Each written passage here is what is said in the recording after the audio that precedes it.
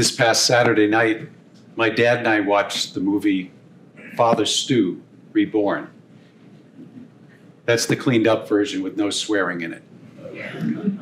If you haven't seen it, it's the story of a man whose life is full of family heartache and personal struggles, who amazingly discovers a loving God and ultimately becomes a priest, but not without trials along the way.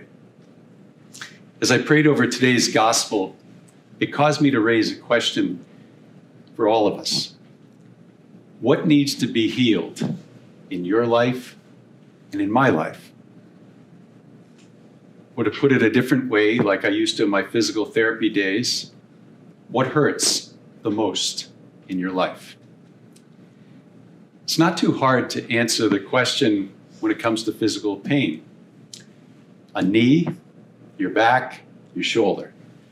Not too hard to know and to say it. But what about the emotional?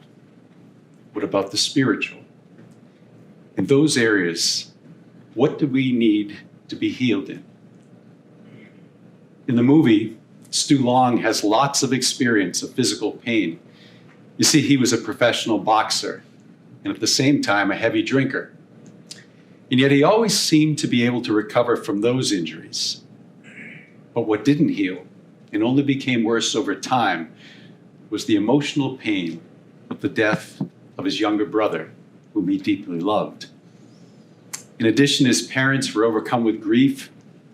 His dad tried to ease the pain by getting drunk, and then he became a mean-spirited father and husband who eventually moved away. Don't worry, I'm not going to spoil the movie by telling you more than you can tell by the title. Stu Long became a priest. He became a priest through the grace of God, his search for truth, and his courageous faith. Every one of us develops scar tissue on our hearts.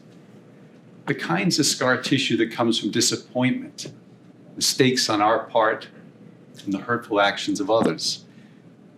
The reality is that we, like the people in the gospel, can approach Jesus, even as awkwardly as Stu Long, and find healing. Sometimes people look at those in the gospel who actually saw and heard Jesus while he was on earth with envy. And yes, it would have been incredible to stand before Jesus. But Jesus has made available to us, through the sacraments of confession and the sacrament of the sick, the very means of his healing power. I've been blessed to experience as a penitent and as a priest, hearing confessions, the healing power of Jesus. Times when it seemed as if there was no hope became grace-filled encounters of the mercy of God and a renewal of faith. I've also seen both physical and spiritual healing through the sacrament of the sick, both in the person who is ill and their loved ones as well.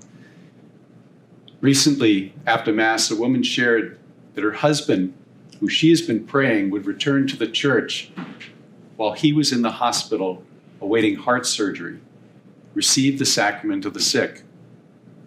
And he gave thanks to Jesus for giving him a second chance in his life.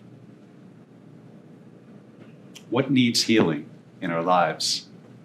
It's not easy to ask, but it is important to take an honest look. And then look those in the gospel, and Stu Long, and countless saints, reach out to Jesus, who is waiting for us to open up.